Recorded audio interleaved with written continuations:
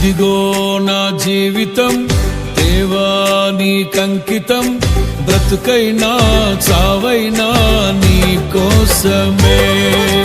ఇదిగో నా జీవితం దేవా నీకంకితం, బ్రతుకైనా చావైనా నీ కోసమే. నాకున్నది నీ ఒక్కడివే, నే బ్రతికేందుకు నీ ప్రేమ చాలయ్యా.